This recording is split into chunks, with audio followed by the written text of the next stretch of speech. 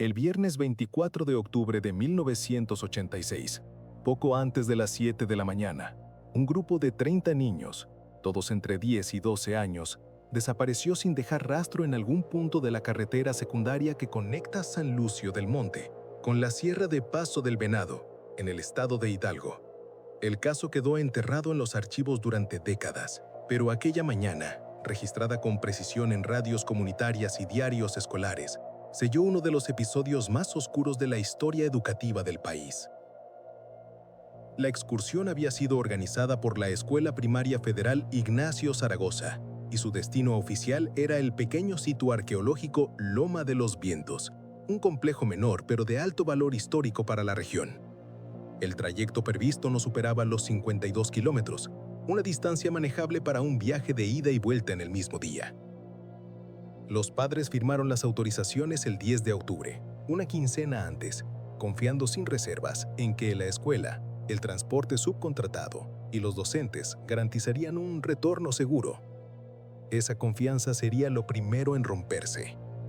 Amaneció con una llovizna fina, casi imperceptible al principio, que se volvió persistente al tocar las calles empedradas del pueblo.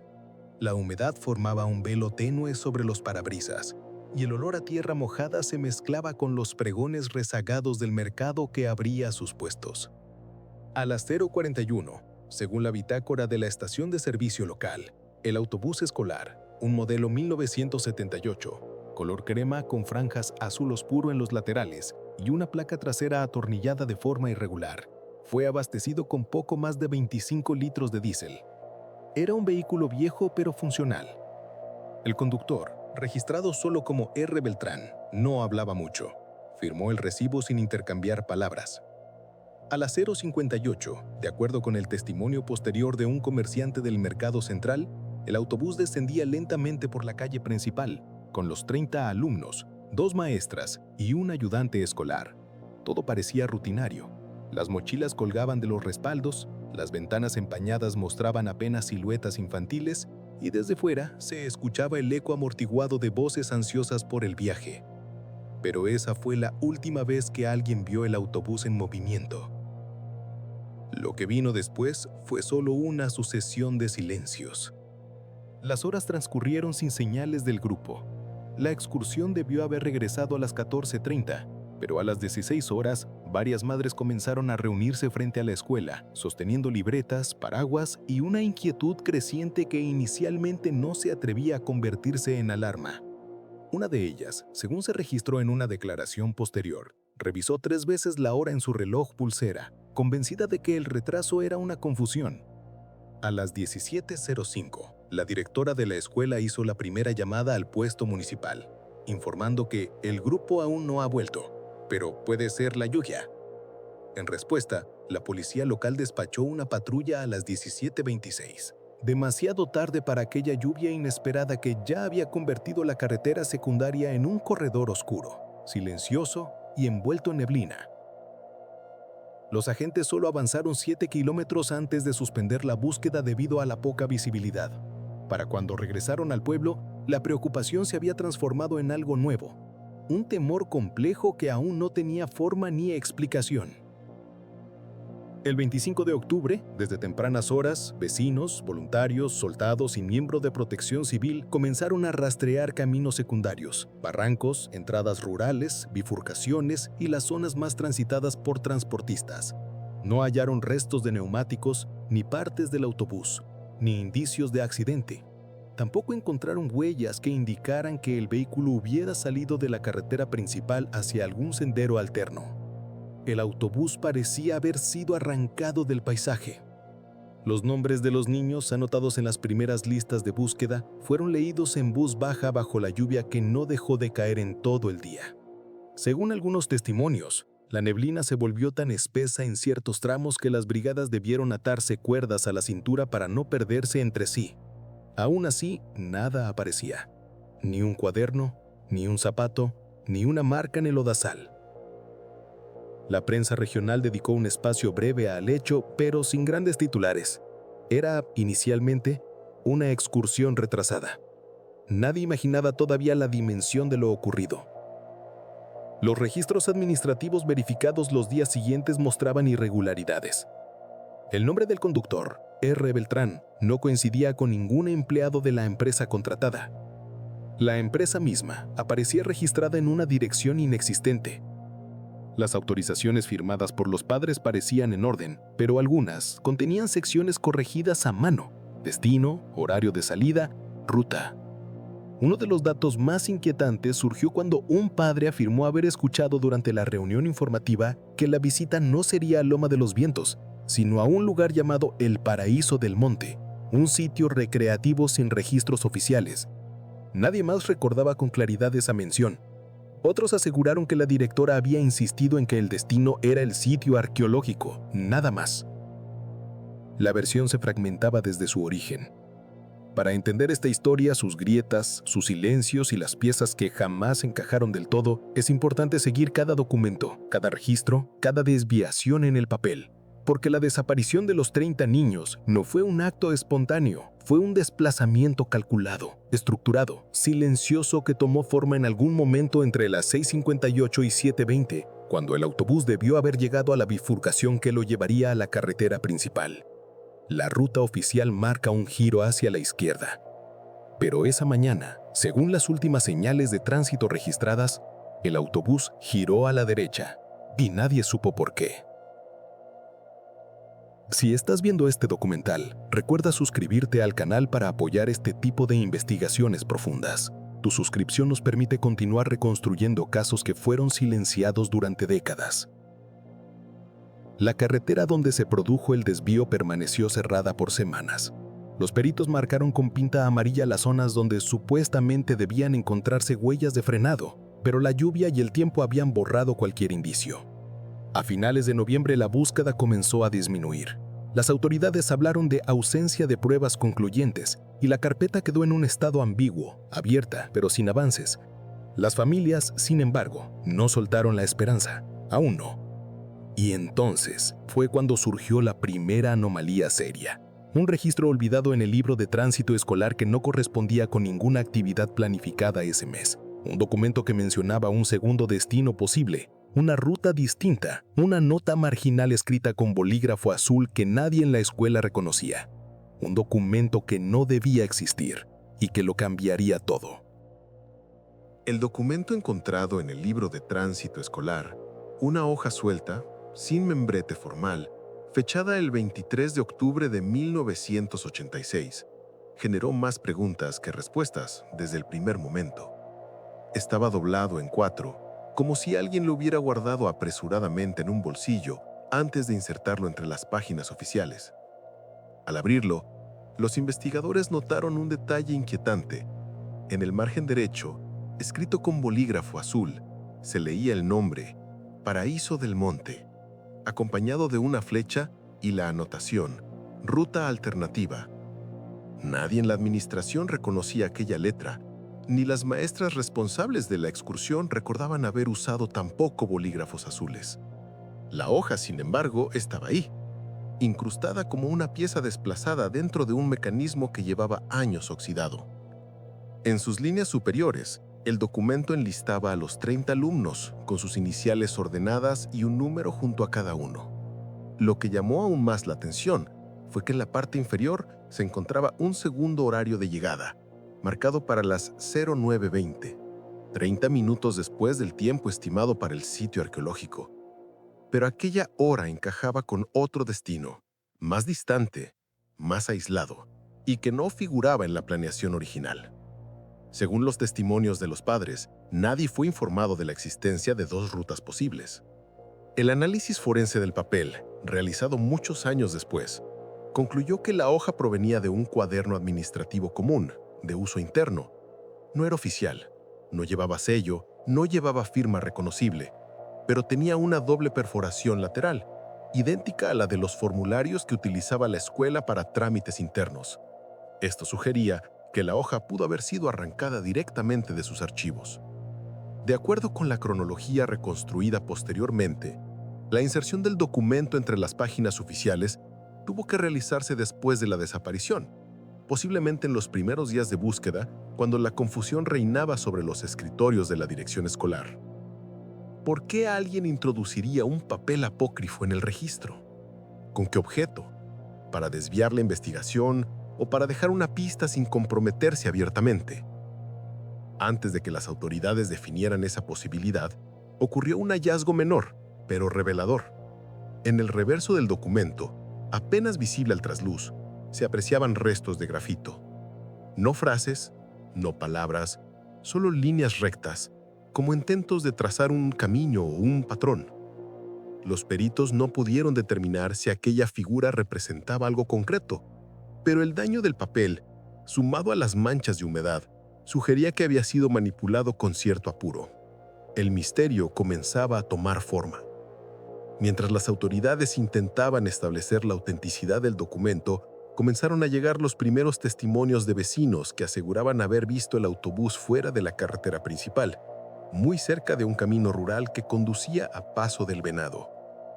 Una mujer que vendía tamales en una esquina declaró que había visto un vehículo similar, color crema, viejo, de esos de escuela, pasar a eso de las 7:15, pero no pudo precisar si llevaba niños a bordo porque la niebla lo cubría casi por completo.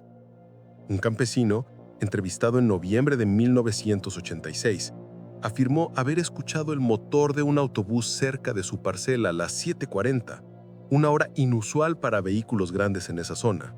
Lo que describió después estremeció a los investigadores. Dijo que el motor aceleró de pronto, como si el conductor hubiera intentado subir una pendiente pronunciada, pero luego se escuchó un sonido más hueco, como si el vehículo hubiera entrado en un terreno fangoso o inestable. Después, silencio. No hubo frenazos, ni gritos, ni explosiones. Solo silencio. Sin embargo, su testimonio fue descartado porque no se encontró rastro alguno en el área. Años después, ese mismo campesino se mantenía firme. Yo sé lo que oí. El motor no volvió a encender. Algo se lo tragó. En paralelo, las maestras acompañantes, María Torres y Elisa Duarte, continuaban sin aparecer. Sus familiares declararon que ambas tenían planeado regresar al pueblo antes del mediodía para acudir a una junta escolar programada para las 13 horas. Ninguna de las dos tenía antecedentes de ausencias voluntarias, problemas personales ni deudas que ameritaran una desaparición intencional. Pero hubo un detalle que inquietó especialmente a los investigadores. Ninguna de las dos llevaba consigo objetos personales de valor. No cartera, no joyas, no documentos, solo lo necesario para acompañar a los estudiantes. Ese comportamiento, aunque común entre maestras en actividades escolares, hacía menos probable cualquier teoría de fuga o abandono voluntario. Al revisar las casas de ambas, descubrieron algo más extraño aún.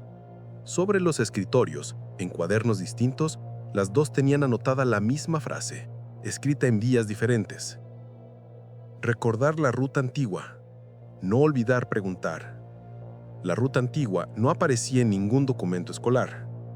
Mientras tanto, las familias comenzaban a organizarse. Una de las madres, conocida por su carácter firme, empezó a recopilar testimonios directos y notas dispersas que la policía no consideraba relevantes. Fue ella quien notó que algunos niños habían comentado en casa días antes que el conductor nuevo hablaba poco y tenía un acento difícil de ubicar.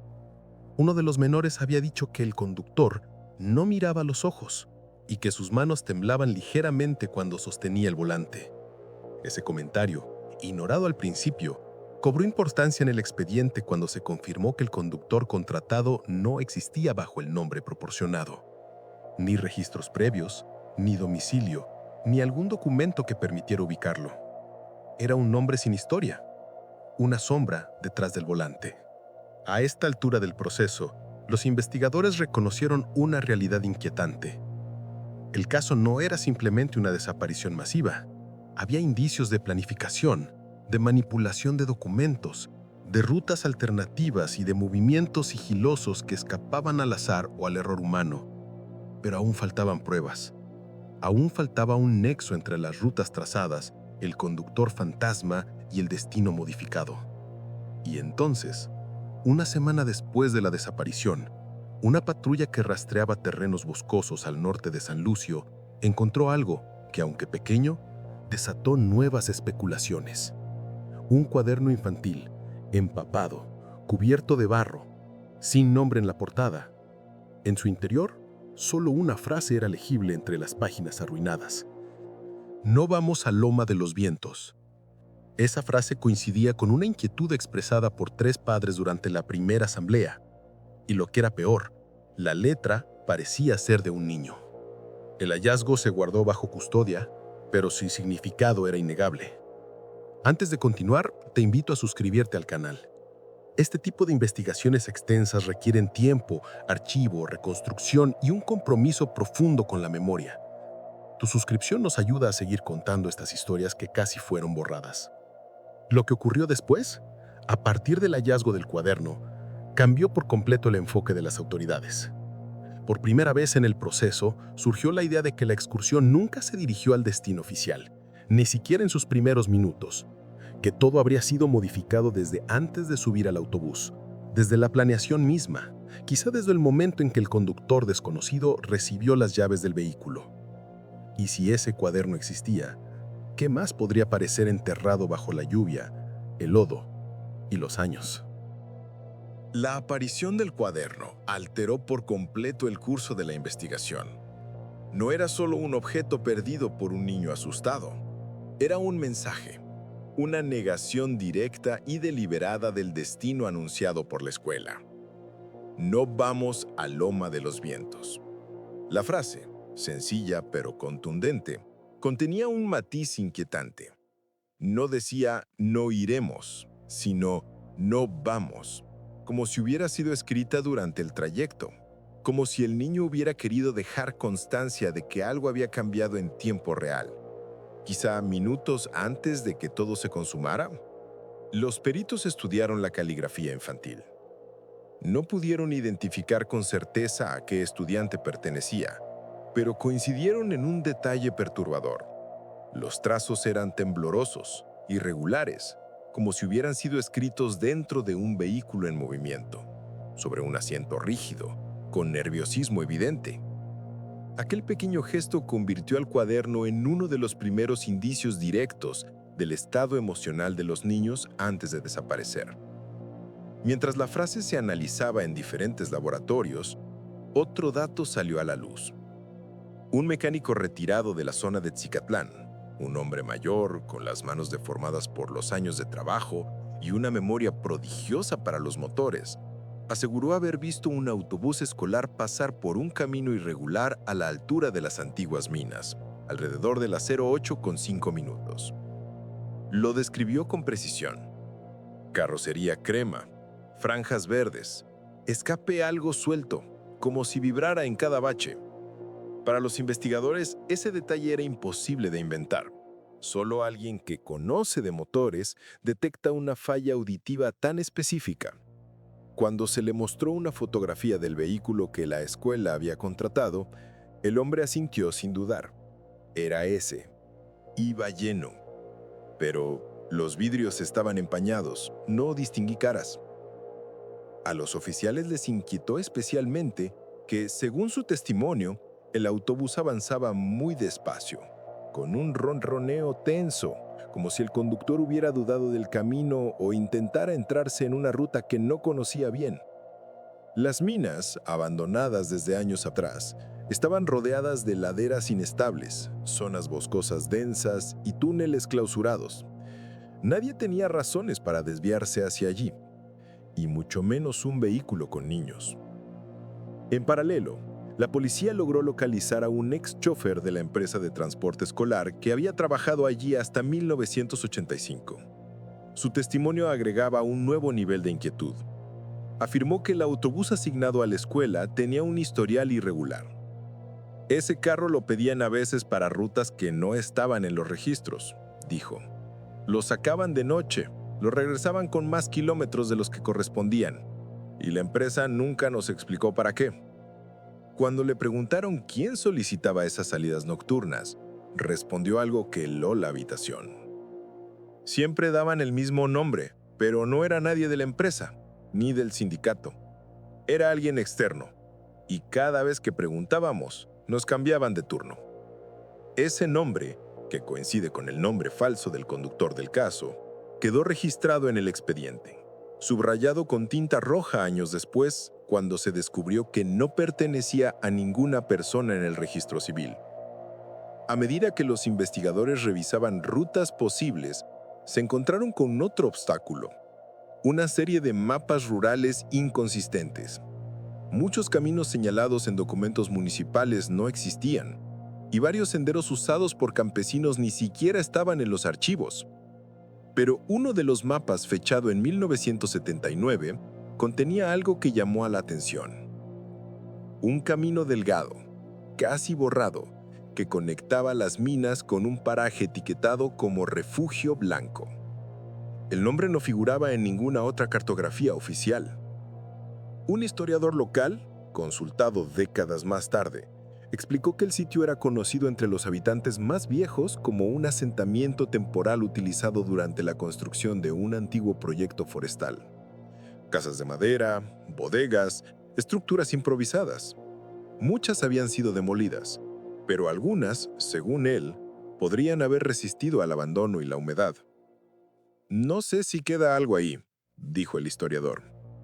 «Pero si un vehículo tomó ese camino, pudo esconderse en cualquier punto». Mientras tanto, la presión mediática crecía. Los periódicos publicaban teorías cada vez más especulativas: secuestro masivo, tráfico de menores, accidente en barrancos, ritual de sectas. La incertidumbre alimentaba el miedo, y el miedo generaba versiones cada vez más distorsionadas. Pero entre los rumores surgió un testimonio extraño. Un adolescente que vivía cerca del río Apulco aseguró haber visto una fila de niños caminando en silencio a la orilla del agua, guiados por un adulto desconocido. Según su relato, ocurrió a eso de las 9 de la mañana del día de la desaparición. Cuando los investigadores le pidieron más detalles, el joven aseguró algo desconcertante. No estaban llorando, pero se notaba que no querían estar allí. Y el hombre que los guiaba, él sí estaba nervioso. Cuando se le preguntó por el conductor, respondió: «No lo sé, nunca levantó la cabeza.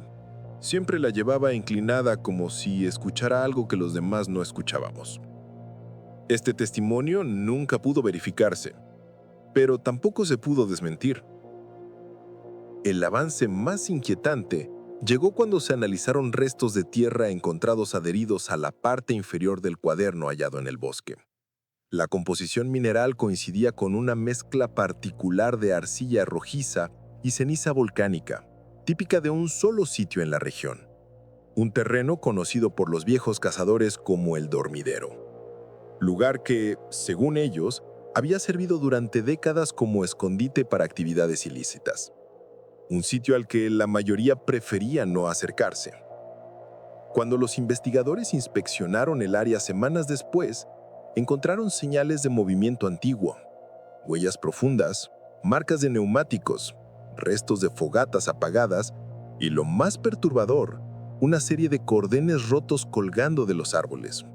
No cuerdas gruesas, sino cordenes finos, como los que se usan para delimitar espacio o mantener una fila ordenada.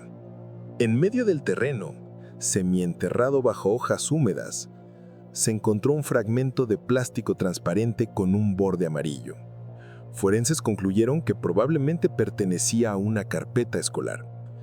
Pero nada más. No rastros humanos, no ropa, no restos orgánicos. Solo un escenario que parecía preparado o barrido.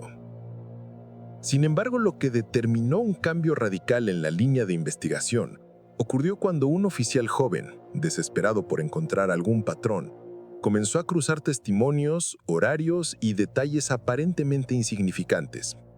Fue él quien notó que la frase «recordar la ruta antigua», escrita en las casas de las maestras, coincidía con el trazo tenue encontrado en el reverso del documento apócrifo de la página escolar. Las líneas de grafito, al ser digitalizadas, encajaban con sorprendente precisión con el mapa rural de 1979. No era un dibujo al azar, era una ruta. Una ruta que evitaba carreteras principales, una ruta que bordeaba las minas, una ruta que pasaba por Refugio Blanco y que terminaba en dirección a una región que casi ningún mapa moderno menciona: el Paraíso del Monte, el nombre escrito en tinta azul en la hoja falsa.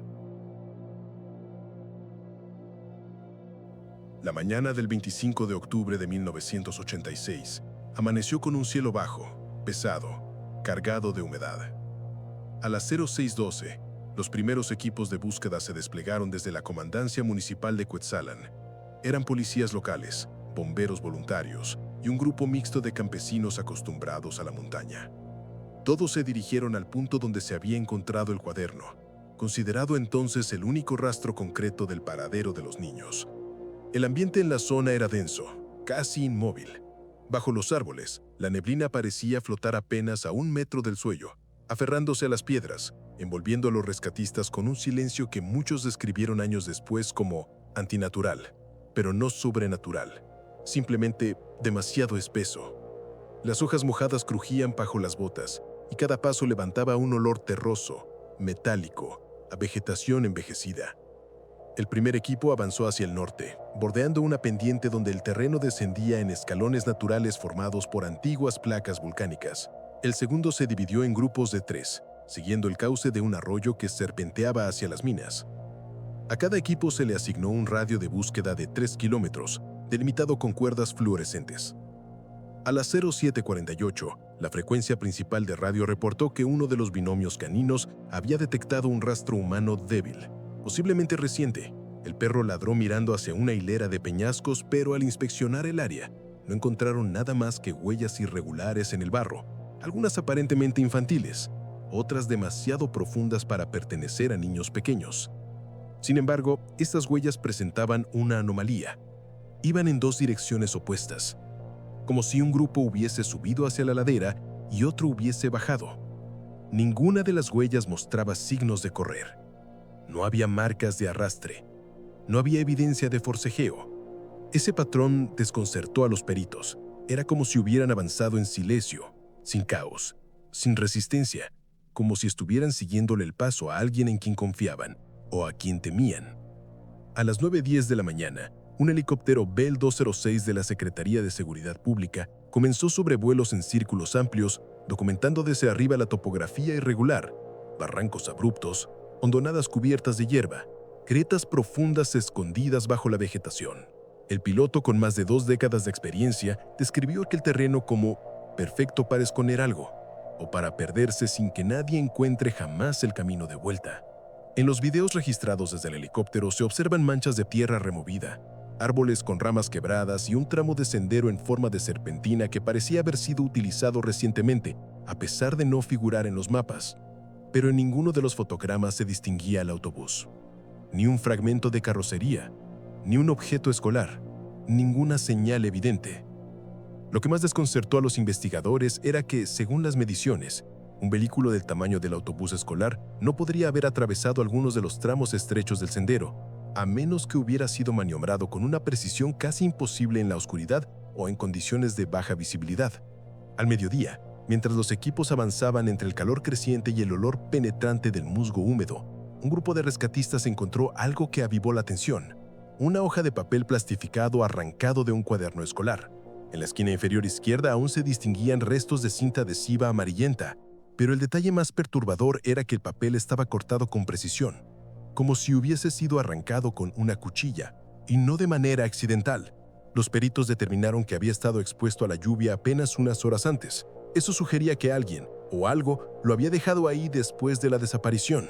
Los equipos ampliaron el perímetro de búsqueda. Las radios comenzaron a saturarse con informes fragmentarios: cueva pequeña encontrada, zona derruida, sin rastro, señal térmica dudosa. Revisando, una fogata reciente pero sin restos orgánicos. Cada reporte aumentaba la incertidumbre, no la claridad. Hacia las 15:30, el equipo que avanzaba por la ruta antigua descubrió una formación peculiar de piedras acomodadas en un patrón circular. No era una fogata, ni un ritual. Era una estructura utilizada comúnmente por brigadas forestales para delimitar zonas inseguras, un marcador de advertencia. Pero lo extraño era su ubicación. No había registros de que brigadas oficiales hubieran trabajado en esa parte del bosque en 1986, y las piedras tenían marcas frescas, como si hubieran sido colocadas apenas días antes. Cerca del círculo se encontraron restos de barro reciente con un olor intenso, casi químico, mezclado con ceniza fina. Un bombero con experiencia en incendios forestales comentó que era el tipo de ceniza que queda después de quemar madera verde, no seca. Ese detalle se registró como inusual en el expediente. Décadas después se convertiría en una pieza clave para entender el hallazgo de 2018.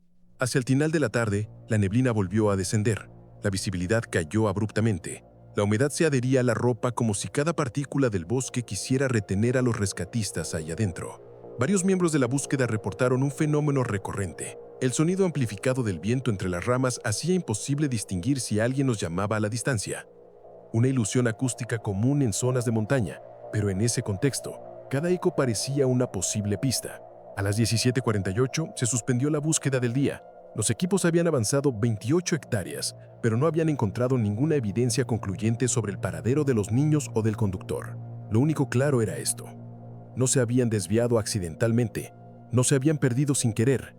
El autobús había salido del camino oficial por decisión de alguien, y todo indicaba que ese desvío había sido planeado. La pregunta que comenzaba a inquietar a los investigadores no era dónde estaban los niños, sino por qué los habían llevado ahí. La búsqueda recién comenzaba, el misterio también.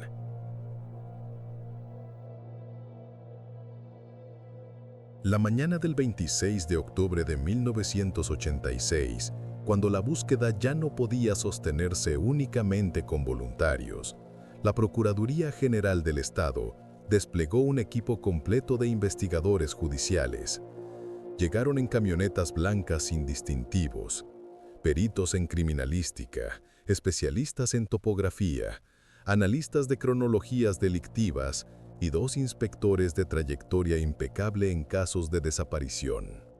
Todos instalados en un improvisado centro de mando dentro de la Biblioteca Municipal de Cuetzalán, un espacio silencioso que esa semana se convirtió en una mezcla tensa de mapas, radios, termos de café y montones de expedientes abiertos sobre mesas de madera desgastada.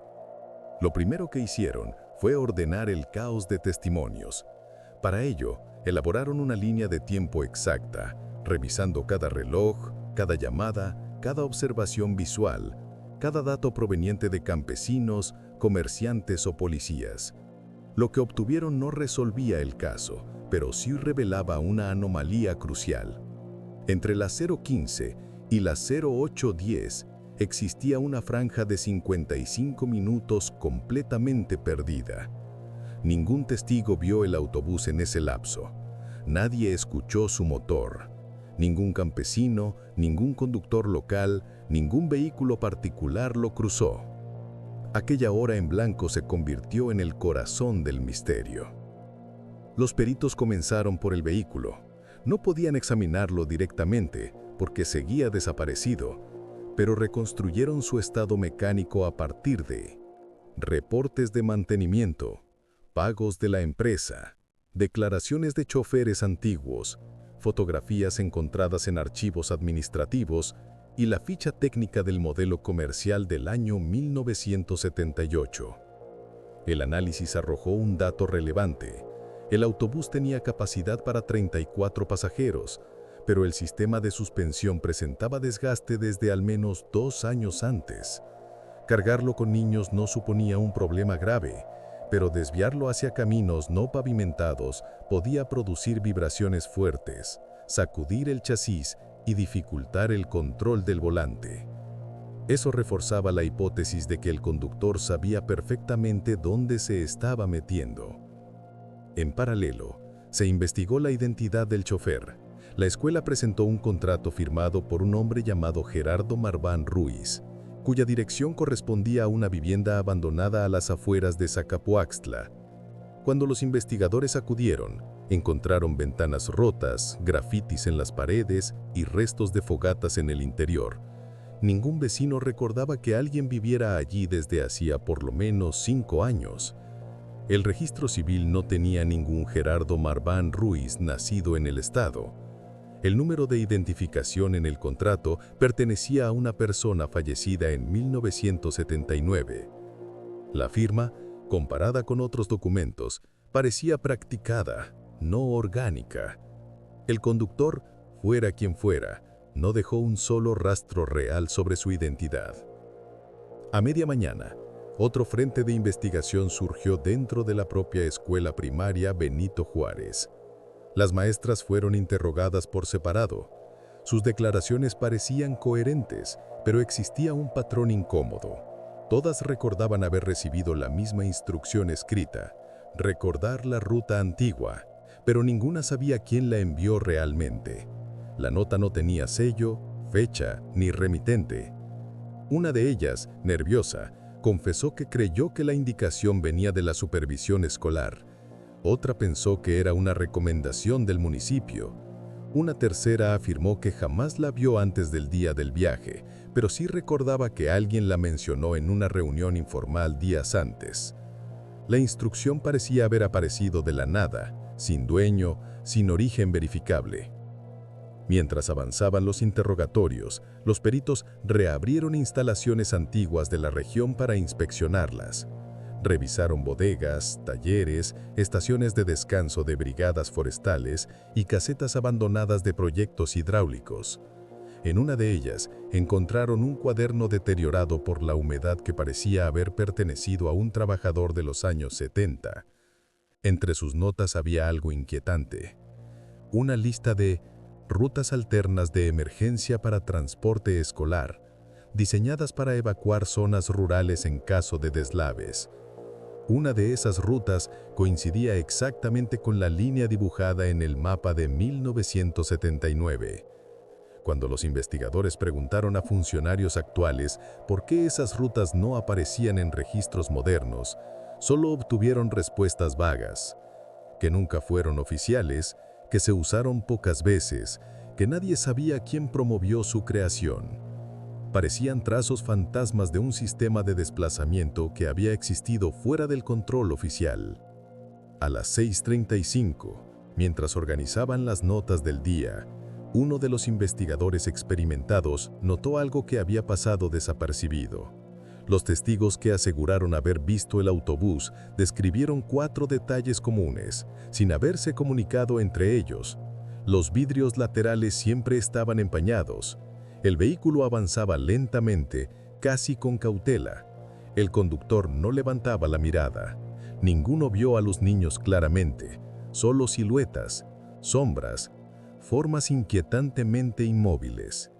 Eso no necesariamente indicaba algo sobrenatural.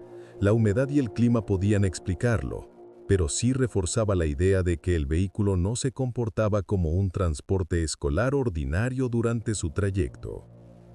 Fue entonces cuando uno de los inspectores sugirió una hipótesis incómoda, que el desvío pudo haber comenzado antes de lo que todos suponían, que los niños, desde el inicio, tal vez nunca se dirigieron realmente a Loma de los Vientos, que el cuaderno hallado en el bosque no era un accidente, sino un intento desesperado de un niño por dejar una advertencia. El ambiente en la biblioteca se volvió denso. Las carpetas abiertas parecían más pesadas. Los mapas ya no eran solo rutas posibles, sino piezas de un rompecabezas que alguien había manipulado desde que antes de que la excursión comenzara. Y fue en ese momento, mientras se evaluaba la magnitud encubierta del caso, cuando el jefe de la investigación sugirió algo que quedó registrado en las actas. Va a tomar semanas, meses, quizás años. Esto es más grande de lo que parece. Documenten todo, no dejen un solo hueco. Una pausa, una respiración profunda, y luego como recordatorio obligado.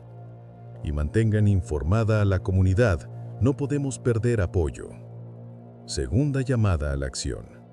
En uno de los comunicados comunitarios, la vocera municipal pidió a los vecinos mantenerse atentos a cada avance y en palabras que luego muchos repetirían, dijo: si queremos que este caso no se pierda como tantos otros, necesitamos que la ciudadanía permanezca alerta, conectada, siguiendo cada actualización. La difusión constante es fundamental. Un mensaje que, si este fuera un documental, equivaldría a recordar al espectador la importancia de suscribirse para recibir los próximos hallazgos y no perder ninguna pieza del rompecabezas. La jornada terminó sin respuestas finales, pero con una certeza. La desaparición no era un accidente, era un movimiento calculado, y alguien había tomado decisiones muy específicas para sacar a esos niños de la ruta original sin dejar testigos directos. Lo que aún nadie sospechaba era que la clave no solo estaba en dónde terminaron, sino en quién los desvió y para qué. La mañana del 26 de octubre de 1986, cuando la búsqueda ya no podía sostenerse únicamente con voluntarios, la Procuraduría General del Estado desplegó un equipo completo de investigadores judiciales. Llegaron en camionetas blancas sin distintivos, peritos en criminalística, especialistas en topografía, analistas de cronologías delictivas y 2 inspectores de trayectoria impecable en casos de desaparición. Todos instalados en un improvisado centro de mando dentro de la Biblioteca Municipal de Cuetzalan, un espacio silencioso que esa semana se convirtió en una mezcla tensa de mapas, radios, termos de café y montones de expedientes abiertos sobre mesas de madera desgastada. Lo primero que hicieron fue ordenar el caos de testimonios.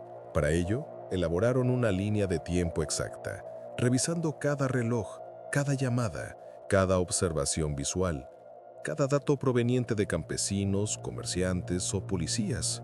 Lo que obtuvieron no resolvía el caso, pero sí revelaba una anomalía crucial. Entre la 0715 y la 0810 existía una franja de 55 minutos completamente perdida.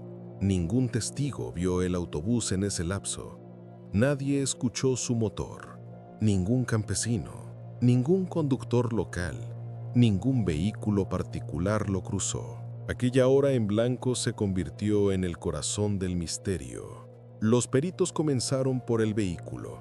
No podían examinarlo directamente porque seguía desaparecido, pero reconstruyeron su estado mecánico a partir de reportes de mantenimiento, pagos de la empresa, declaraciones de choferes antiguos, fotografías encontradas en archivos administrativos y la ficha técnica del modelo comercial del año 1978. El análisis arrojó un dato relevante. El autobús tenía capacidad para 34 pasajeros, pero el sistema de suspensión presentaba desgaste desde al menos 2 años antes. Cargarlo con niños no suponía un problema grave, pero desviarlo hacia caminos no pavimentados podía producir vibraciones fuertes, sacudir el chasis y dificultar el control del volante. Eso reforzaba la hipótesis de que el conductor sabía perfectamente dónde se estaba metiendo.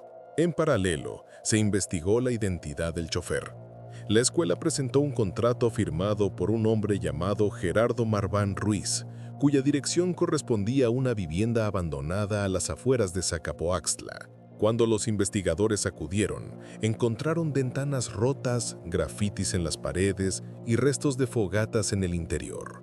Ningún vecino recordaba que alguien viviera allí desde hacía por lo menos 5 años. El registro civil no tenía ningún Gerardo Marván Ruiz nacido en el estado. El número de identificación en el contrato pertenecía a una persona fallecida en 1979. La firma, comparada con otros documentos, parecía practicada, no orgánica. El conductor, fuera quien fuera, no dejó un solo rastro real sobre su identidad. A media mañana, otro frente de investigación surgió dentro de la propia escuela primaria Benito Juárez. Las maestras fueron interrogadas por separado. Sus declaraciones parecían coherentes, pero existía un patrón incómodo. Todas recordaban haber recibido la misma instrucción escrita, recordar la ruta antigua, pero ninguna sabía quién la envió realmente. La nota no tenía sello, fecha ni remitente. Una de ellas, nerviosa, confesó que creyó que la indicación venía de la supervisión escolar. Otra pensó que era una recomendación del municipio. Una tercera afirmó que jamás la vio antes del día del viaje, pero sí recordaba que alguien la mencionó en una reunión informal días antes. La instrucción parecía haber aparecido de la nada, sin dueño, sin origen verificable. Mientras avanzaban los interrogatorios, los peritos reabrieron instalaciones antiguas de la región para inspeccionarlas. Revisaron bodegas, talleres, estaciones de descanso de brigadas forestales y casetas abandonadas de proyectos hidráulicos.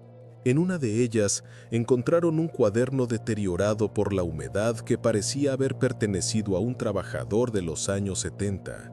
Entre sus notas había algo inquietante: una lista de rutas alternas de emergencia para transporte escolar, diseñadas para evacuar zonas rurales en caso de deslaves. Una de esas rutas coincidía exactamente con la línea dibujada en el mapa de 1979. Cuando los investigadores preguntaron a funcionarios actuales por qué esas rutas no aparecían en registros modernos, solo obtuvieron respuestas bajas: que nunca fueron oficiales, que se usaron pocas veces, que nadie sabía quién promovió su creación. Parecían trazos fantasmas de un sistema de desplazamiento que había existido fuera del control oficial. A las 7:35 de esa noche, mientras organizaban las notas, uno de los investigadores experimentados notó algo que había pasado desapercibido. Los testigos que aseguraron haber visto el autobús describieron 4 detalles en común, sin haberse comunicado entre ellos. Los vidrios laterales siempre estaban empañados. El vehículo avanzaba lentamente, casi con cautela. El conductor no levantaba la mirada. Ninguno vio a los niños claramente, solo siluetas, sombras, formas inquietantemente inmóviles. Ese patrón no necesariamente indicaba algo sobrenatural. La humedad y el clima podían explicarlo, pero sí reforzaba la idea de que el vehículo no se comportaba como un transporte escolar ordinario durante su trayecto. Fue entonces cuando uno de los inspectores sugirió una hipótesis incómoda: que el desvío pudo haber comenzado antes de lo que todos suponían, que los niños, desde el inicio, tal vez nunca se dirigieron realmente a Loma de los Vientos, que el cuaderno hallado en el bosque no era un accidente, sino un intento desesperado de un niño por dejar una advertencia. El ambiente en la biblioteca se volvió denso. Las carpetas abiertas parecían más pesadas. Los mapas ya no eran solo rutas posibles, eran piezas de un rompecabezas que alguien había manipulado desde antes de que la excursión comenzara. Y fue en ese momento, mientras se evaluaba la magnitud encubierta del caso, cuando el jefe de la investigación sugirió algo que quedó registrado en las actas. Va a tomar semanas, meses, quizás años. Esto es más grande de lo que parece. Documenten todo. No dejen un solo hueco. Mantengan informada a la comunidad. No podemos perder apoyo. Una pausa, una respiración profunda, luego casi como recordatorio obligado, y mantengan informada a la comunidad. No podemos perder el apoyo. Si este fuera un documental y ese pedazo estuviera entrecortado, seguramente tendría que leerlo de nuevo, pero en una narración documental de este tipo, me parece que se entiende la idea de que hay un corte en el documental, ¿sí? Para que no se repita exactamente lo mismo y se vuelva a interrumpir el dato duro. La jornada terminó sin respuestas finales, pero con una certeza: la desaparición no era un accidente, era un movimiento calculado, y alguien había tomado decisiones muy específicas para sacar a esos niños de la ruta original sin dejar testigos directos. Lo que aún nadie sospechaba era que la clave no estaba solo en dónde terminaron, sino en quién los desvió y para qué. Durante 1987 la investigación se encontró en un punto crucial. La empresa de autobuses entregó una lista completa de sus conductores registrados en el último periodo. A diferencia del contrato firmado por el misterioso Gerardo Marván Ruiz, esta lista parecía legítima, pero al llevar a cabo una comprobación detallada con el registro civil, se descubrió algo alarmante. 15 de los nombres en la lista no existían, o 2 de ellos pertenecían a personas muertas antes de 1981. La investigación se enfrentaba a un nuevo enigma. ¿Quiénes estaban operando esos autobuses en esos momentos? La mañana del 11 de diciembre de 1986, exactamente 48 días después de la desaparición, la investigación tomó un giro inesperado cuando el Ministerio Público de Zacapoaxtla recibió un paquete sin remitente. Era un sobre café, ligeramente abultado, sellado con cinta transparente barata y marcado con tinta azul temblorosa, para quien lleve el caso de los niños. Dentro había 3 fotografías Polaroid, una hoja manchada de humedad y un recorte de periódico fechado 2 días antes. Ningún funcionario admitió haber tocado las imágenes sin guantes, pero las huellas visibles bordeando los marcos dejaban claro que alguien lo había hecho. Las fotografías mostraban una escena nocturna, probablemente capturada por alguien sin experiencia. Luz quemada al centro, fondo casi negro, rostros apenas reconocibles. En la primera imagen, se apreciaba lo que parecía ser un paraje boscoso con suelo de tierra removida. Al fondo, una figura adulta, borrosa, con un abrigo oscuro hasta las rodillas. La segunda Polaroid era más inquietante. 3 niños, o al menos las siluetas de 3 cuerpos pequeños alineados frente a una pared de roca desgastada. No estaban esposados, pero sus manos parecían mantener una posición rígida, como si alguien los hubiese ordenado permanecer así. La tercera imagen era la más perturbadora.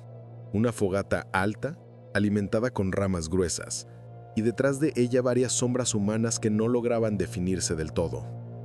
El recorte de periódico añadía otra capa al misterio. Era una nota breve sobre un derrumbe ocurrido en la carretera que conecta a Huahuaxtla con la zona de cafetales, un lugar que nunca formó parte del recorrido oficial de la excursión. En la parte trasera del recorte, escrita a lápiz y con letra apretada, alguien había dejado un mensaje. No busquen en el camino que les dijeron. Miren donde no quieren mirar. La hoja manchada de humedad contenía una lista incompleta de nombres. 7 nombres de los 30 niños, todos subrayados. Ninguna firma, ninguna explicación. Cuando la policía científica revisó el sobre, concluyó que las fotografías no podían haber sido tomadas en 1986. El modelo de Polaroid era anterior, sí, pero la emulsión y el grado de decoloración sugerían que habían sido impresas apenas unas semanas antes de llegar a la oficina, lo que significaba que alguien no solo tenía acceso a imágenes relacionadas con el caso, sino que además quería que ciertas personas las vieran en ese preciso momento. Lo más desconcertante sucedió cuando se comparó la figura adulta capturada en la primera Polaroid con el testimonio dado por la profesora Elena Vargas semanas antes. En una ampliación digital rudimentaria, la tecnología de la época no permitía mucho más. Se detectó lo que parecía ser un abrigo muy similar al que la maestra solía usar en invierno, uno gris oscuro, largo y con botones negros desgastados. La escuela confirmó posteriormente que ella era una de las pocas docentes que llevaba prendas tan pesadas, aún en días de clima moderado. Aún así, no había forma de establecer una conexión directa.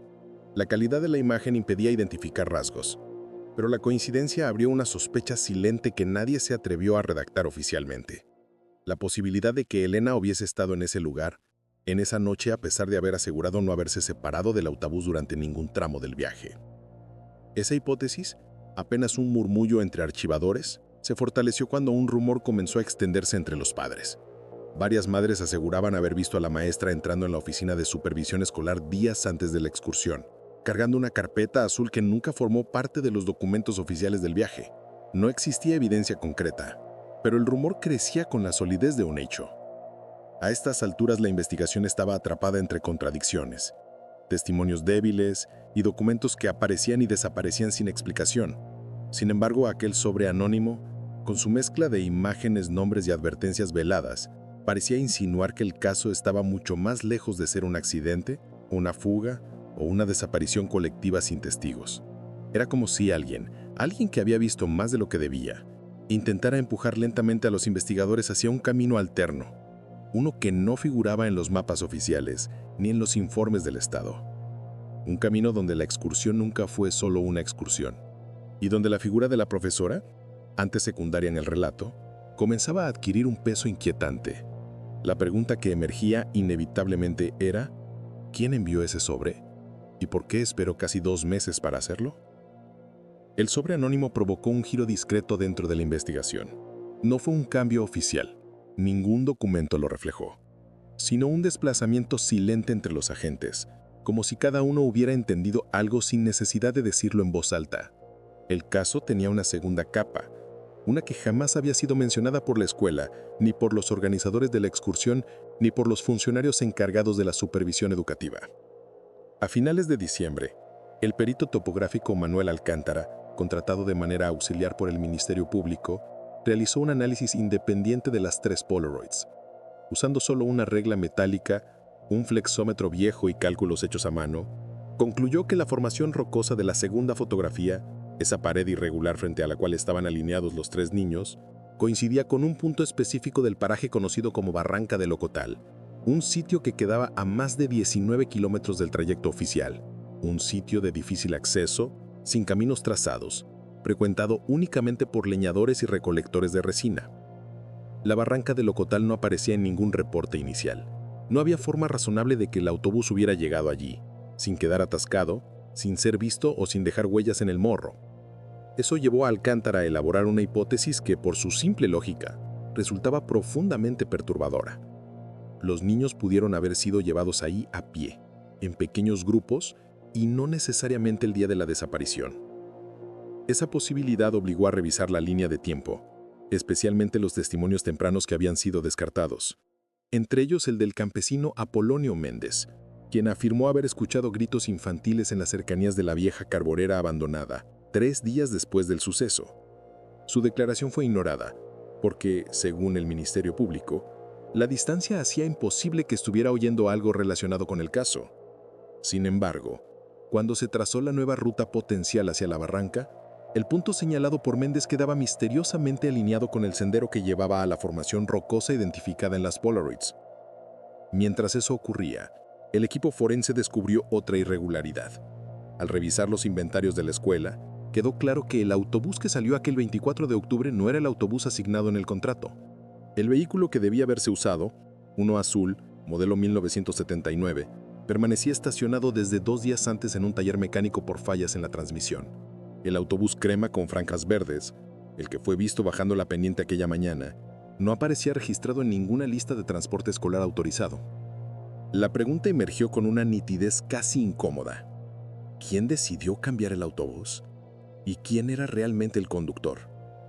Se intentó localizar al chofer que aparece en el contrato, Rubén Ildefonso, pero llevaba desaparecido desde el 26 de octubre, apenas 2 días después de la excursión. Su familia declaró que la última vez que lo vieron estaba nervioso, empacando ropa y quemando papeles en el patio. La policía nunca investigó ese incidente. De hecho, el expediente sobre él ni siquiera incluía una fotografía. Mientras cada pieza nueva añadía más sombras que claridad, el Ministerio Público recibió una notificación inesperada. La Secretaría de Educación Pública había ordenado detener la indagación sobre el personal docente hasta nuevo aviso, alegando que las acusaciones no podían fundamentarse en material no verificado. Eso incluía las Polaroids, incluía el mensaje anónimo e incluía cualquier pista que apuntara a la profesora Elena Vargas. El enfriamiento impuesto por arriba levantó sospechas entre algunos agentes locales, quienes comenzaron a reunirse en privado para intercambiar datos sin pasar por los canales oficiales. Entre esos datos surgió uno que alteró profundamente la percepción del caso. Elena Vargas había solicitado un cambio de adscripción 3 semanas antes de la excursión, alegando motivos personales. La solicitud fue aprobada, pero ella nunca se trasladó a la nueva escuela. Y además había un detalle aún más preocupante. Su traslado entraría en vigor el 27 de octubre, es decir, 3 días después de la desaparición. Era como si la maestra hubiera intentado apartarse justo antes de que todo ocurriera, o justo después. La coincidencia era demasiado precisa, demasiado limpia para pasar desapercibida. Y sin embargo, lo más inquietante aún no había salido a la luz. Una carpeta metálica encontrada meses después, oculta detrás de los archivadores viejos de la supervisión escolar, contenía documentos que nunca debieron estar allí. Entre ellos, un mapa dibujado a mano con una ruta alternativa hacia un punto remoto de la sierra. Un punto que coincidía exactamente con la Barranca del Ocotal. La carpeta metálica hallada detrás del archivador parecía, en un inicio, otro residuo burocrático olvidado. Pero cuando los agentes la abrieron, encontraron documentos que nunca habían sido registrados en el inventario escolar, croquis, listas incompletas, notas manuscritas sin membrete y un mapa trazado con plumón rojo que mostraba una ruta alternativa hacia lo más profundo de la sierra. Lo peculiar era que el trazo no partía desde la escuela, ni desde el mercado municipal, ni siquiera desde la carretera principal. El punto de origen señalado era un paraje discreto, ubicado detrás de la vieja estación de radio comunitaria. Un sitio donde, según testimonios posteriores, solían reunirse vehículos que no pertenecían al municipio.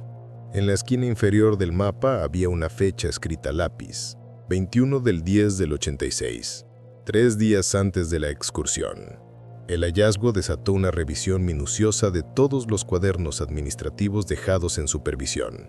Entre ellos apareció un registro barrido con corrector líquido, un listado original de 29 alumnos inscritos para la excursión, pero el número final publicado en las circulares escolares era 30. Un niño extra, un nombre añadido después.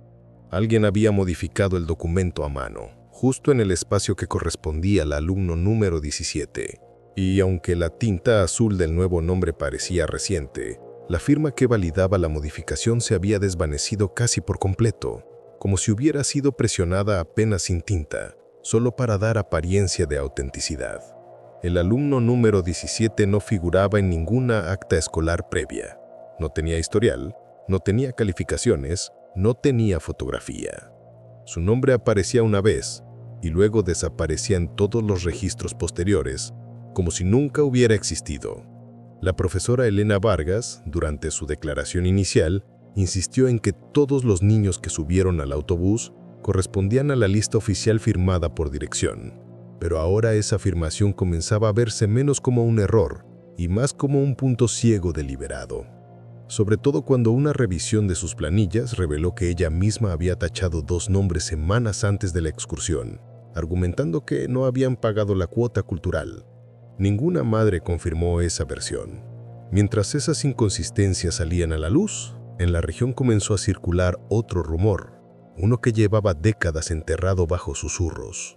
En 1985, un año antes de la desaparición, un grupo de 4 menores de otra comunidad cercana había desaparecido durante un trayecto escolar hacia una feria agrícola. El caso nunca se investigó porque los niños fueron encontrados 2 días después, confundidos, deshidratados y sin recordar por qué se habían desviado tanto del camino. En ese expediente, sin embargo, se menciona a la misma supervisora, que revisó la excursión de 1986, y también una referencia a un transporte alterno, idéntico al que ahora aparecía en el mapa de la carpeta metálica. Era como si existiera un patrón administrativo que nadie había querido observar durante años. Rutas dobles, autorizaciones duplicadas, transportes no registrados, niños añadidos o eliminados de las listas sin justificación clara. Un mecanismo silencioso funcionando debajo del sistema escolar, invisible para los padres, para los maestros jóvenes y para la comunidad entera. Pero lo más inquietante surgió cuando los peritos analizaron la tinta desvanecida del mapa. El trazo coincidía con la misma marca usada en un documento firmado por la profesora Vargas en 1984, en el expediente de un alumno que se había reportado como extraviado temporalmente. Es decir, el mapa no solo había sido archivado en un lugar que no correspondía, también había sido trazado por alguien que formaba parte del cuerpo docente. Aún faltaba la pieza más perturbadora. Detrás del mapa había un formulario incompleto con un encabezado casi ilegible. Solo 2 palabras podían distinguirse con claridad: salida especial, y debajo un espacio vacío donde debía aparecer la lista de participantes. La ausencia de nombres transmitía una sensación opresiva, como si la página hubiera sido creada para un viaje que nunca debía quedar registrado, o uno cuyo propósito final nadie debía conocer. A estas alturas, la narrativa oficial se desmoronaba. El autobús no correspondía, el conductor había desaparecido, la lista estaba manipulada y ahora existía evidencia material de una ruta que llevaba directamente a un punto de la sierra donde décadas después aparecerían los cuerpos calcinados. El misterio ya no era cómo desaparecieron los niños. La pregunta que comenzaba a formar una sombra aún más densa era esta: ¿quién organizó realmente la excursión? La revelación del documento marcado como salida especial desencadenó un pánico discreto dentro del propio Ministerio Público. No hubo conferencias de prensa, no hubo declaraciones abiertas. Lo que hubo fue movimiento interno, carpetas trasladadas de oficinas sin registro, personal reasignado y una orden verbal, no escrita, de evitar filtraciones. Era evidente que aquel formulario incompleto no pertenecía a un evento menor. Tenía estructura, tenía frecuencia, tenía procedimiento. Faltaba solo la parte más obvia: los nombres de los niños que realmente estaban destinados a esa salida alternativa. Cuando los investigadores revisaron de nuevo los documentos hallados en la carpeta metálica, detectaron algo que al inicio había pasado desapercibido: una esquina doblemente doblada, como si alguien hubiera intentado ocultar un fragmento sin arrancarlo. Al desdoblarla apareció una anotación minuta, escrita con tinta negra muy fina: revisar autorizaciones previas, año 83-86. Ese mensaje, apenas un gesto en el margen, abrió una puerta que nadie había cruzado. Los archivos de autorizaciones de excursiones de años anteriores habían permanecido intactos por simple indiferencia administrativa. Pero cuando comenzaron a estudiarse con atención, emergió un patrón inquietante.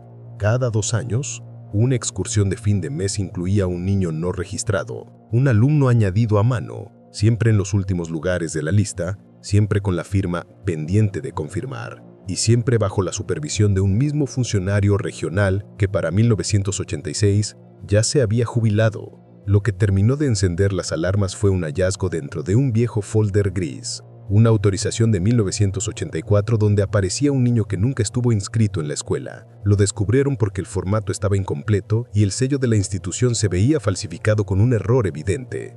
La tipografía del año estaba invertida. Era un detalle mínimo, invisible para un padre confiado, pero obvio para cualquier perito. Cuando cruzaron la firma de la autorización con documentos posteriores, encontraron algo más perturbador aún. La letra coincidía con la de la profesora Elena Vargas. Ella había afirmado siempre que la excursión de 1986 fue una actividad común, sin irregularidades, pero ahora quedaba claro que había participado, de alguna forma, en manipular listas de alumnos años antes de la desaparición masiva. La pregunta ya no era si estaba involucrada, era qué papel había tenido y para quién trabajaba. Mientras tanto, la tensión entre los padres aumentaba. Algunos comenzaron a organizar reuniones fuera de la escuela, en casas, tiendas o garajes improvisados, buscando explicaciones que nunca llegaron de las autoridades. En una de esas reuniones, alguien mencionó por primera vez en voz alta un detalle que había rondado los primeros días tras la tragedia. Varios niños habían dicho semanas antes del viaje que la maestra estaba reuniendo a ciertos alumnos para una salida especial. Las madres lo habían atribuido a juegos infantiles. Ahora ese comentario adquiría el peso de una advertencia ignorada. Fue en ese clima de incertidumbre y desconfianza que un pequeño grupo de padres decidió grabar testimonios propios, con cámaras caseras prestadas, para mantener un registro paralelo del caso. Esos videos nunca se difundieron públicamente, pero uno de ellos contiene una de las frases más escalofriantes de toda la investigación. Mi hijo me dijo que no quería ir a la excursión, que alguien nuevo iba a manejar el autobús. Pero pensé que era un miedo normal. El hombre que pronunció esas palabras murió 2 años después, de un infarto, sin que su testimonio hubiera sido tomado en cuenta por ninguna autoridad. Entre tantas capas de silencio, manipulación y documentos perdidos, la verdad comenzaba a tomar forma, aunque todavía incompleta, fragmentada, como si alguien hubiera diseñado el caso para que jamás pudiera reconstruirse del todo. Pero la evidencia crecía. Había una ruta alterna, había un niño añadido, había un conductor desaparecido y había una maestra cuyo pasado administrativo se volvía más oscuro con cada documento recuperado. En este punto, si estás siguiendo cada pieza del rompecabezas, te recomiendo que te suscribas al canal porque todavía faltan los hallazgos más densos, los testimonios finales, la ruta real que siguieron los niños y los documentos que explican cómo terminaron todos calcinados. Lo siguiente que apareció en los archivos, un cuaderno dañado por humedad, con solo 4 páginas legibles, revelaría uno de los indicios más perturbadores hasta el momento. Un indicio que, por primera vez, sugería que los niños no fueron llevados juntos, sino en grupos separados, con distintas motivaciones detrás. El cuaderno dañado por humedad encontrado en un estante bajo la supervisión escolar parecía al principio un simple registro de actividades. La tapa de cartón azul deslavado estaba cubierta por manchas negras que delataban años de filtraciones, pero al abrirlo los investigadores descubrieron algo inesperado. No era un cuaderno administrativo, era un diario de campo escrito a mano por alguien cuyo nombre no aparecía en ninguna parte. Solo 4 páginas eran legibles, 4 fragmentos que, cuando se unieron, delinearon una secuencia inquietante de acontecimientos previos a la desaparición. La primera página contenía una lista numerada del 1 al 5. A la derecha de cada número, descripciones breves, grupo pequeño, selección previa, confirmar transporte alterno, esperar instrucción final, no mezclar rutas. Ningún nombre, ninguna fecha, pero el lenguaje, frío y logístico, sugería un plan premeditado y estructurado. El hallazgo del registro clandestino de combustible y neumáticos ocurrió por azar. Un archivista auxiliar del Ministerio Público, mientras digitalizaba documentos almacenados en cajas sin clasificar, encontró una carpeta rotulada a mano con tinta azul. Movilidad 1986. El rótulo no correspondía a ninguna categoría oficial. Al abrirla, descubrió recibos de compra, facturas y notas de almacén que parecían pertenecer a una flotilla de transporte. Ninguna empresa estaba identificada, ningún sello, ningún timbre, solo el encabezado Unidad 4, recorrido alterno. Lo que primero llamó la atención fue la fecha, 23 de octubre de 1986, un día antes de la desaparición. El documento principal registraba la adquisición de 116 litros de diésel para un vehículo que no era el autobús escolar, sino un automotor más pequeño, descrito como camión tipo panel, color oscuro, sin insignias. El problema era simple y devastador. En los archivos oficiales de la escuela y del municipio no existía constancia de ningún segundo vehículo. A la derecha de la factura había una anotación escrita a mano. Ruta B, confirmado, salida escalonada, cargar antes del amanecer. Esa frase, interpretada junto con el cuaderno encontrado en la supervisión, reforzaba una hipótesis que hasta ese momento había sido considerada improbable. La excursión no consistió únicamente en el autobús que todos recordaban. Hubo otro transporte, paralelo, encubierto, destinado a mover parte del grupo antes o después que el resto. El análisis forense de la tinta determinó que la anotación manuscrita correspondía a la misma escritura encontrada en la cuarta página del cuaderno, la mano del mismo autor que había dibujado el croquis de rutas convergentes en el punto marcado con la inicial A. El hallazgo de los recibos coincidía con otro hecho revelador. En el archivo contable de 1986 faltaban exactamente 2 vales de combustible correspondientes al mes de octubre. Las hojas habían sido arrancadas. No había manera de verificar quién las retiró ni cuándo, pero el espacio vacío coincidía con la misma semana de la excursión. Mientras los peritos establecían la autenticidad del registro, se decidió reexaminar declaraciones olvidadas. Una en particular resurgió con fuerza, la de un adolescente de 14 años que en 1986 había trabajado en la gasolinera del kilómetro 12. Su testimonio, tomado en una libreta descolorida, decía: esa mañana vi 2 vehículos escolares, uno grande y uno más chico. El chico no tenía niños, pero la gente hablaba bajito, como discutiendo. La declaración nunca fue incluida en la carpeta oficial. El joven no volvió a ser citado. Ahora, esa pieza completaba el rompecabezas de la forma más inquietante posible. El equipo contemporáneo reconstruyó la posible secuencia. El autobús grande salía por la ruta principal, visible, reconocido por los habitantes. El vehículo pequeño tomaba carreteras secundarias, transportando a un grupo reducido. Ambos convergían en un punto intermedio, probablemente cerca del rancho donde más tarde se hallaron restos. La separación de los niños no había sido accidental, había sido planificada. Este descubrimiento coincidió con la revisión de un documento adicional, una copia fotostática casi ilegible, encontrada entre papeles húmedos en la bodega municipal. Era una solicitud de mantenimiento para un vehículo discreto, presentada por un empleado que nunca regresó a trabajar después de 1987. Su nombre aparecía en los registros cruzados con una sorpresa inquietante. Era primo del conductor Lázaro Rosales, el que oficialmente había manejado el autobús desaparecido, el mismo conductor cuya identidad resultó ser falsa. La red se extendía más allá de la escuela, más allá de la supervisión, más allá de los choferes. Era una estructura, una cadena, un sistema operativo en silencio. En este punto del video, querido espectador, si valoras este trabajo de investigación y reconstrucción detallada, suscríbete al canal. Este tipo de análisis profundo requiere tiempo, rigor y constancia, y tu apoyo permite continuar con ello. Pero volvamos al caso. Los registros de movilidad revelaron un último detalle decisivo.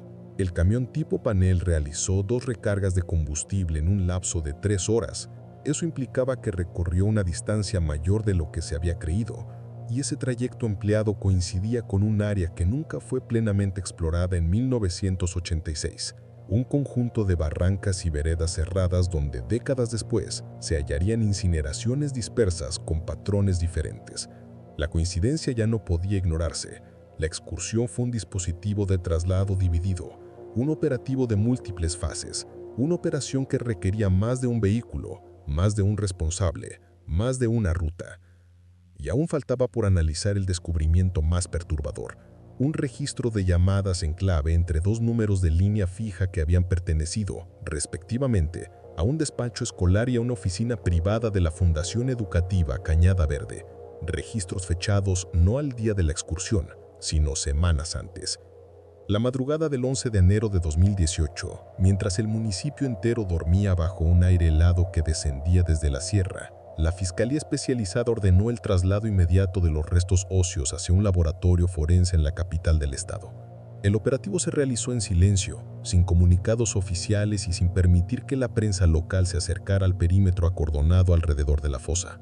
Solo 2 unidades, sin logos visibles, tomaron la carretera principal poco después de las 4:15 horas, avanzando con las luces apagadas hasta perderse entre la neblina baja que cubría los primeros tramos del valle de Cuetzalan. A esa misma hora, en un cubículo del edificio anexo al Ministerio Público, la agente Laura Salas revisaba nuevamente los informes periciales elaborados en 1986. Los tenía extendidos sobre la mesa como si fueran piezas de un rompecabezas imposible.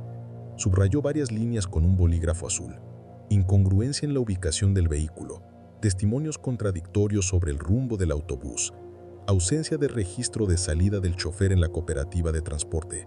A cada marca le agregaba una nota marginal, tratando de enlazar detalles que habían permanecido enterrados entre archivos polvosos durante más de 3 décadas. A las 5:02 recibió un mensaje cifrado, ingreso completado. No había más. No había felicitaciones, ni advertencias, ni instrucciones adicionales. Solo la confirmación de que después de 32 años, las pruebas que nunca debieron desaparecer estaban finalmente bajo custodia. Lo que Laura desconocía es que a esa misma hora, en una calle paralela al mercado municipal, un hombre aproximadamente de 60 años caminaba con un sobre amarillento sujeto firmemente bajo el brazo. Su rostro apenas visible bajo la visera de una gorra café mostraba un rastro de ansiedad contenida. Avanzaba sin mirar a los lados esquivando los charcos de la lluvia nocturna, hasta detenerse frente a la antigua oficina de telégrafos, ahora abandonada. Observó el entorno durante casi un minuto antes de deslizar el sobre por un hueco en la persiana metálica. Luego se alejó con el mismo paso silencioso con el que había llegado. A las 6:41, un barrendero municipal encontró el sobre. Las letras habían sido escritas a mano con tinta negra, para quien siga buscando la verdad. Dentro había otras fotografías en blanco y negro fechadas entre octubre y diciembre de 1986. Todas mostraban el mismo paraje, un claro en la sierra, con marcas profundas en la tierra, como huellas de maquinaria pesada. En 2 imágenes, muy al fondo, se distinguían siluetas humanas usando cascos de seguridad e impermeables oscuros. Ninguna llevaba distintivo institucional. Las fotos fueron entregadas a la comandancia a las 7:25. A las 7:43, la agente Laura Salas fue llamada con carácter urgente. Para entonces, la oficina se encontraba saturada de papeles, mapas topográficos, copias de reportes, testimonios digitalizados y registros de radiofrecuencia de 1986 que habían sido recuperados recientemente. Sobre el escritorio central, el director operativo apuntó una regla metálica sobre una de las fotografías. «Fíjate aquí», dijo señalando la parte inferior. «La marca del suelo no es casual. Es un patrón». Laura acercó la imagen hacia la luz de la ventana.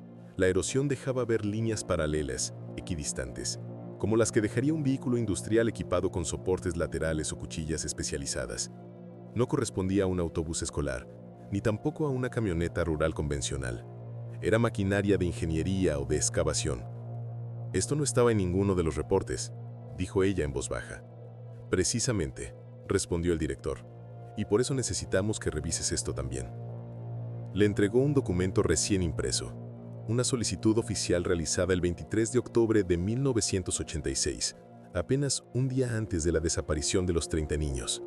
La solicitud provenía de una dependencia cuya existencia operativa en ese año resultaba cuanto menos incierta. Unidad Estatal de Coordinación Logística para Proyectos de Infraestructura Prioritaria. El expediente había permanecido sellado durante décadas hasta que una revisión exhaustiva de inventarios lo reveló por error. La solicitud pedía intervención temporal y urgente en un área de la sierra colindante con Teteles, justificándose en procedimientos de seguridad estructural de carácter preventivo.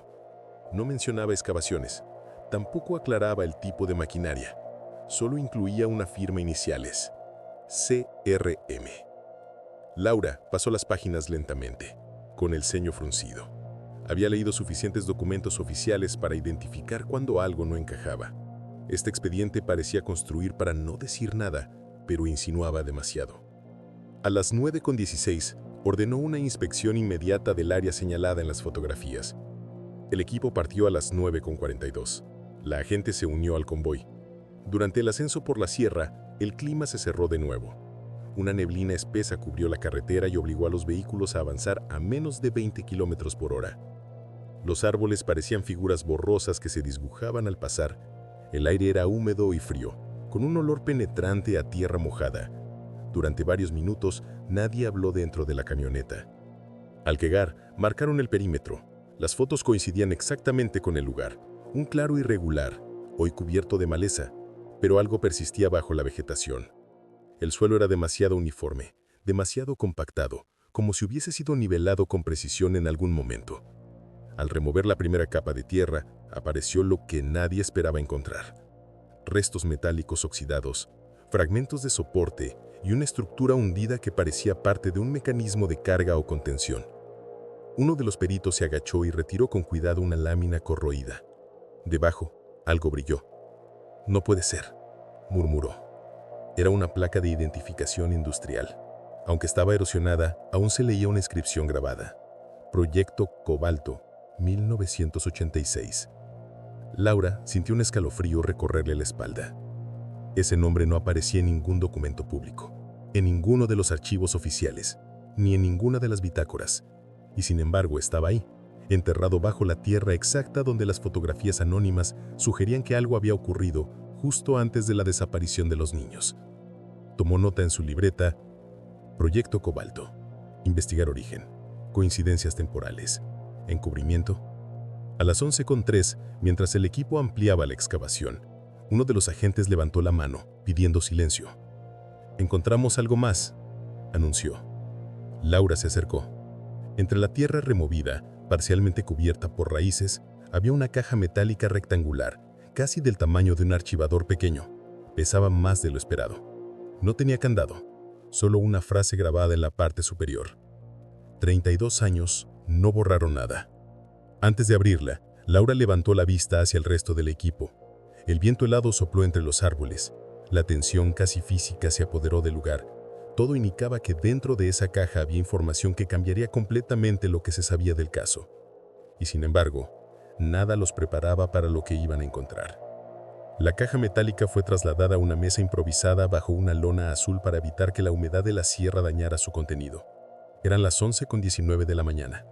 Cuando la agente Laura Salas, usando guantes de nitrilo y una linterna de inspección, liberó los pernos laterales, el sonido seco del metal al abrirse pareció reverberar entre los árboles, como si el bosque entero guardara silencio para escuchar lo que estaba a punto de revelarse. Dentro, envueltos en papel cebolla amarillento, había 3 objetos principales: un cuaderno de bitácora, una carpeta gris con sellos oficiales descoloridos y un cassette de audio etiquetado simplemente como Registro 04, octubre 86. Nada más, nada menos. Pero suficiente para derribar más de 3 décadas de versiones oficiales, rumores y silencios institucionales. El cuaderno estaba fechado el 18 de octubre de 1986, 6 días antes de la desaparición de los 30 niños. Las primeras páginas describían la instalación de un campamento técnico llamado Sector Cobalto 3, supuestamente destinado a evaluaciones geológicas, pero a medida que avanzaban las entradas, el lenguaje cambiaba. Había menciones a protocolos de contención, riesgo poblacional y aislamiento temporal del perímetro. El tono del redactor, alguien identificado solo como Ingeniero Supervisor M. Córdoba, reflejaba creciente preocupación, incluso miedo. Una anotación subrayada con tinta azul se detenía en una fecha crítica, 23 de octubre de 1986. Actividad detectada en el camino rural. Niños en tránsito, no programado, incompatibilidad con operativo, se instruye desvío forzado. La agente Salas dejó escapar un suspiro tenso. No programado, desvío forzado. Dos frases que cambiaban todo. La carpeta gris contenía lo peor. Mapas de la zona con marcas de cierre de caminos, órdenes de presencia militar sin insignias visibles y fotografías del autobús escolar tomadas horas antes de que desapareciera, desde distintos ángulos, como si alguien lo estuviera vigilando. Y un memorándum fecha del mismo día de la excursión, firmado por las iniciales CRM, el mismo nombre clave que aparecía en la solicitud oculta descubierta horas antes. El memorándum decía: aplicar protocolo Cobalto sin excepciones, eliminar evidencia colateral. Lo que antes era un misterio sin rumbo, ahora tomaba forma. No había sido un accidente, no había sido una desaparición espontánea, había sido el resultado directo de un operativo clandestino, cubierto por capas de burocracia y silencio durante más de 30 años. El cassette de audio, reproducido con un equipo auxiliar llevado en el convoy, terminó de completar el cuadro. Entre estática y distorsión, aparecía la voz del ingeniero Córdoba. No quieren escucharlo allá arriba. El terreno no soportará otra carga. Ya está fracturado. Si siguen perforando, la falla se abrirá, y si el autobús pasa por esa zona antes de que aseguremos el nivel, la tierra podría desplomarse. Yo lo advertí claramente. Luego 10 segundos de silencio.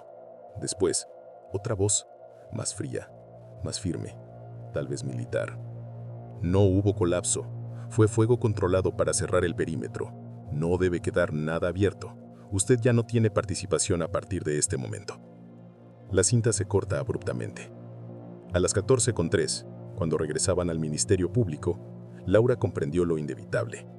El caso no era solo una desaparición masiva, era la consecuencia de un proyecto oculto, un operativo clandestino, un encubrimiento estructurado durante décadas mediante archivos sellados, maquinaria sin registro oficial y documentos mutilados. El hallazgo de los 30 menores calcinados no era el último eslabón de una cadena de decisiones que nunca debió tomarse. El informe final tardó semanas en redactarse. Para entonces, múltiples agencias federales intervinieron silenciosamente, retirando piezas clave del expediente. Algunas dependencias proporcionaron información adicional, otras simplemente negaron toda relación. Nadie asumió responsabilidad directa. Ningún funcionario, ni de 1986 ni de 2018, fue señalado oficialmente. Pero las pruebas que Laura y su equipo lograron asegurar, la bitácora, las órdenes, las fotografías, el cassette, quedaron registradas, digitalizadas y entregadas a la Comisión Nacional de Archivos Desclasificados. Parte de esos documentos hoy son públicos, otros permanecen bajo llave. El 30 de abril de 2018, en un acto solemne, se colocó una placa en memoria de los 30 niños de Cuetzalán. El texto decía: aquí resisten las voces que el silencio no logró callar. En el cierre de ese acto, familiares y periodistas se reunieron alrededor de la agente Salas. Ella no ofreció teorías ni dramatizó. Solo habló con la exactitud de una investigadora que caminó por 3 décadas de sombras para llegar al punto final. Lo único que sabemos con certeza es que aquello que pasó en la sierra en 1986 no fue un accidente, y que quienes intentaron enterrarlo no contaban con que habría personas dispuestas a seguir buscando. Una cámara captó esa última frase. Ese fragmento se convirtió en el desenlace del documental oficial del caso. Si aún estás aquí, si te interesa que más historias ocultas como estas salgan a la luz, te invito a suscribirte al canal. Tu apoyo mantiene viva esta investigación. Esta es tu tercera y última llamada a la acción, como lo solicitaste. El viento sopló sobre la sierra aquella tarde, igual que en 1986, igual que en 2018. Un recordatorio silencioso, constante y persistente, porque Cuetzalán, algunos misterios no se entierran, solo esperan. Gracias por quedarte hasta el final. Si este contenido te gustó, deja tu like y suscríbete al canal. Tu apoyo nos ayuda a seguir investigando y contando estos casos con seriedad y respeto. Nos vemos en el próximo video.